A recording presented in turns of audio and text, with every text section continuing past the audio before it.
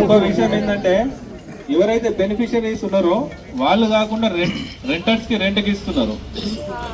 వాళ్ళని ఐడెంటిఫై చేసి గవర్నమెంట్ కి లెటర్ పెట్టడం జరుగుతుంది. వాళ్ళకైతే బెనిఫిషరీస్ నుంచి లిస్ట్ లో నుంచి తీసేయడం జరుగుతుంది, వేరే వాళ్ళకు అలా చేయడం జరుగుతుంది. ఆయనకు అవసరం లేనప్పుడు అవసరం లేదు కదా, ఆయనకు ఫ్లాట్ అవసరం లేదు కదా, అవన్నీ నోట్ చేసుకుంటున్నారు. నోట్ చేసుకున్న తర్వాత ఏదో ఒక రోజు ఇచ్చేస్తారు. మా తరఫు నుంచి కూడా మేము రిక్వెస్ట్ పెడతాం. హాయ్ అండి, వెల్కమ్ టు అబిన్ఫో. మొత్తానికైతే డబుల్ బెడ్రూమ్లలో పోలీసులు తనిఖీలు అయితే స్టార్ట్ చేశారు. ఇక విషయంలోకి వస్తే ఈ కొల్లూరు 2 ఏదైతే ఉందో, కొల్లూరు 2లో ఈ పోలీస్ వ్యవస్థ మొత్తం అయితే రంగంలోకి అయితే దిగింది.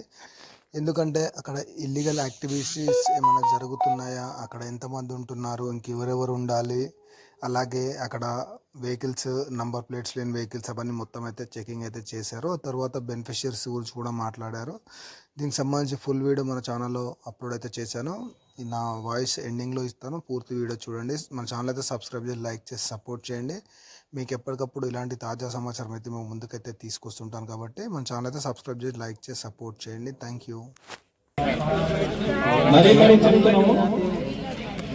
చెప్తున్నాము, వెరిఫై చేసుకుంటాము. ఎవరు ఏ కంప్లైంట్ ఇచ్చినా వెరిఫై చేసుకుంటాము. ఎవరేందో నాకు తెలుసు. మేము రోజు వీడికి రానంత మాత్రాన మీ గురించి తెలియదు అనుకోవచ్చు. ప్రతిదీ ఎంక్వైరీ చేసుకుంటుంటాము. ఎవరు ఏ గ్రూప్ లో ఏం మెసేజ్ పెడుతున్నారు అని చెప్పి నోట్ చేసుకుంటా ఉంటాము. ఎవరైనా అఫెన్సివ్ మెసేజ్, ఎవరైనా ఎదురుదాడి మెసేజ్ పెడుతున్నా కూడా దానికి నోట్ చేసుకుంటాము. ఆయన మీద కేసు అయిన తర్వాత నేను ఏం చేయలేదు సార్ అని చెప్పి సుఖమైన ఉంటే అది నడవదు. ఎందుకంటే నోట్ చేసుకుంటాం కాబట్టి వాని మీద కంప్లైంట్ వస్తే కేసు రిజిస్టర్ చేయడం జరుగుతుంది, వాని మీద సర్వేలెన్స్ పెట్టడం జరుగుతుంది.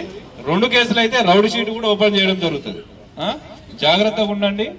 మీకు ఎటువంటి ప్రాబ్లం వచ్చినా కూడా మీ లోపల మీరు కొట్లాడుకోవద్దు. మీరు ఎటువంటి ప్రాబ్లం వచ్చినా పోలీస్ స్టేషన్కి కంప్లైంట్ ఇవ్వాలా, లేకపోతే నా నెంబర్కి మెసేజ్ పెట్టినా కూడా అర్ధరాత్రి అయినా సరే నేను రెస్పాన్స్ ఇస్తాను. ఏం రాహుల్, ఏదో అవకాశం ఇచ్చినవని అమాయకులని మీద లేనిపోని ఆరోపణలు చేయొద్దు. ఇట్లా ఓపెన్కి కూడా చెప్పాల్సిన అవసరం లేదు.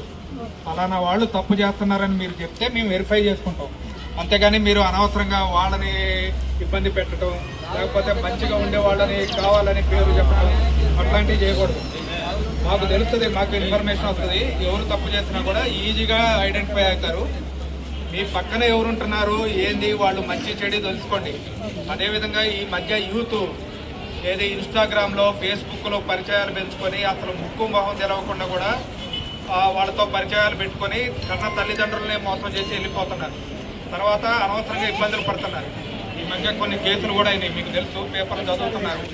అట్లాంటి అనవసరంగా ఈ ఇన్స్టాగ్రామ్లు ఫేస్బుక్లు నమ్మి పరిచయాలు పెంచుకొని అనవసరంగా జీవితాలని వృధా చేసుకోవద్దు, ప్రాణం మీదకి తెచ్చుకోవద్దు. ఓకే,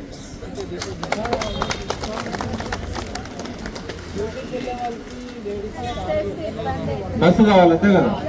మేము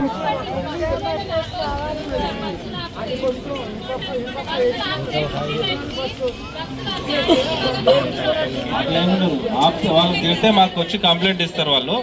అప్పుడు ఎవరైతే తెచ్చారో వాళ్ళ పని చేస్తాం.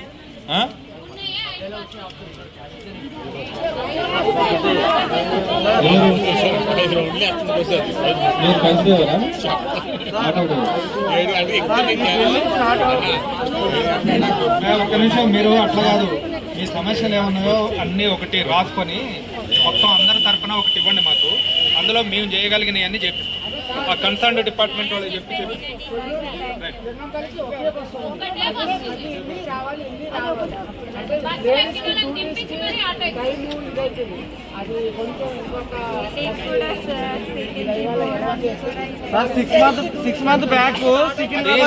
చెప్తాం.